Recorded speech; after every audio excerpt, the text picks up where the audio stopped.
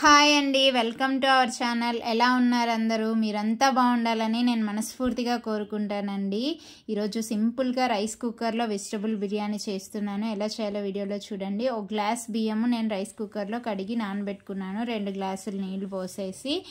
So సింపుల్గా మనం rice కుక్కర్లో ఇలా ఇంట్లో ఉన్న అన్ని కూరగాయలు వేసి వెజిటబుల్ బిర్యానీ చేసుకుంటే ఎంతో హెల్తీగా పెరుగు చట్నీతో తినొచ్చు అనమాట. ఇక్కడ చూడండి, నేను అన్ని జస్ట్ ఒక ఆయిల్ వేసి ఆయిల్ హీట్ అయ్యాక అన్ని కూరగాయలు ఏమేమి ఇంట్లో ఉంటే అన్ని వెజిటబుల్స్ కట్ చేసి వేసుకోవచ్చండి. నేను ఇక్కడ ఆలు, బీన్స్, బఠానీ, ఆనియన్, క్యారెట్, టమోటా అన్నీ కట్ చేసి వేసాను అనమాట.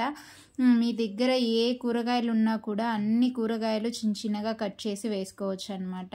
హెల్దీ రెసిపీ ఇది, ఆరోగ్యానికి కూడా చాలా మంచిది. మనకు కూరగాయల్లోనే అన్ని విటమిన్స్, ప్రోటీన్స్ అన్నీ కూడా మనకు అందుతాయి అన్నమాట. ఈ వెజిటబుల్ బిర్యానీ టేస్టీగా కూడా ఉంటుంది. ఇలా అవి కొంచెం మగ్గాక కొంచెం ధనియాల పొడి వేసుకోండి, అంతే.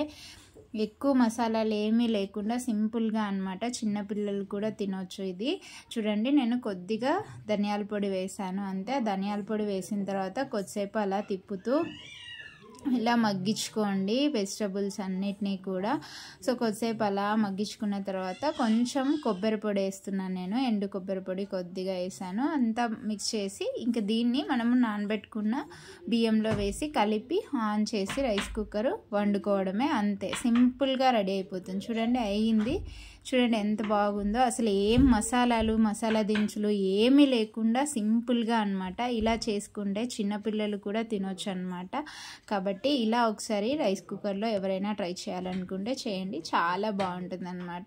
ఇదండి ఈ వీడియో. మీకు నచ్చినట్లయితే లైక్ చేయండి, షేర్ చేయండి.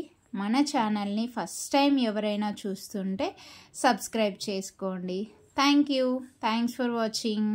Bye bye.